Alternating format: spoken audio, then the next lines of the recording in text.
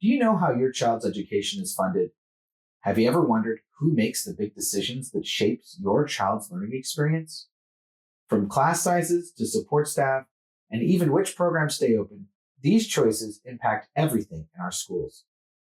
In this video, we're pulling back the curtain on the Montgomery County Public Schools budget process.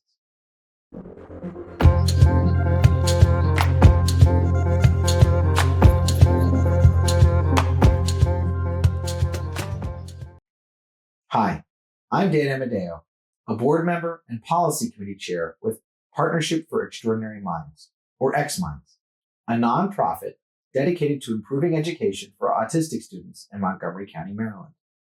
This is the first video of a new series called xMinds Explainers, where we provide a short overview of important topics that impact special education and MCPS.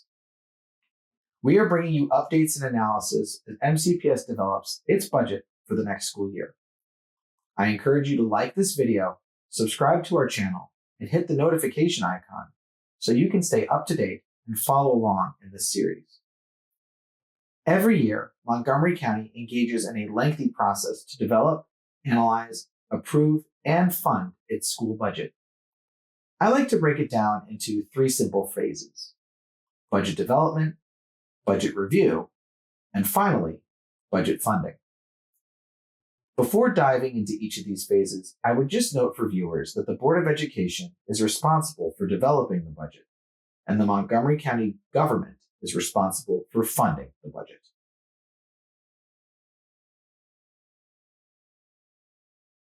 The budget process for MCPS starts each summer when schools and departments submit their requests to the superintendent's central office staff. These requests are based on factors like student enrollment, specific program needs, and district priorities. Central office staff then consolidate, review, and engage with department heads to develop a comprehensive budget proposal. In December, the superintendent releases what's called the recommended operating budget. The operating budget details how MCPS plans to spend money, whether it's on teachers' salaries, benefits, classroom materials, or maintaining school facilities. This recommended budget is essentially a first draft laying out the superintendent's vision and priorities for the coming year. Copies of the superintendent's recommended budget will be posted on MCPS's website. You can access it at the link on the screen, which we will also include in the video description below.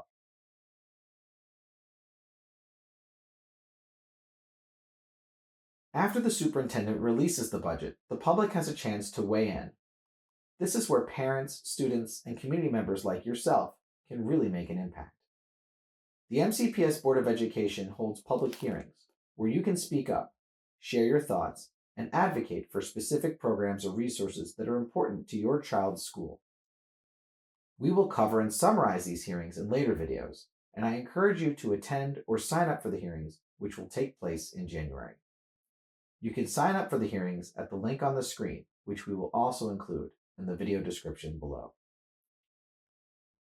Once the Board of Education concludes its public budget hearings, the focus shifts to reviewing and revising the budget. The board may make adjustments based on public feedback or its own priorities. After completing this review, the board formally votes to transmit the budget to the County Council for funding approval.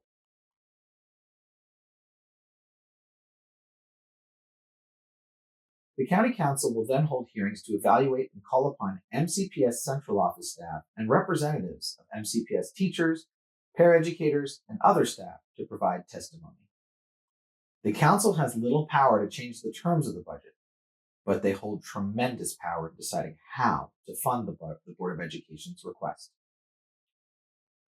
The County Council often does not fully fund the MCPS budget request. For example, in 2023, 2024, and 2025, the County Council funded between 98 and 99% of each budget request. When shortfalls like this happen, the unelected staff within MCPS central office must exercise judgment to make discretionary cuts to meet the Council's approved funding limit. In recent years, these cuts have resulted in changes to classroom sizes, adjustments to paraeducator to student ratios, and even the closure of specific programs like the Montgomery Virtual Academy. Please note, funding for public schools comes from a variety of sources, which we will explore in a future video. As you can see, the MCPS budget process is lengthy and involves a lot of input from personnel, elected officials, and members of the public. As we head into the next budget cycle, here are some key dates to keep in mind.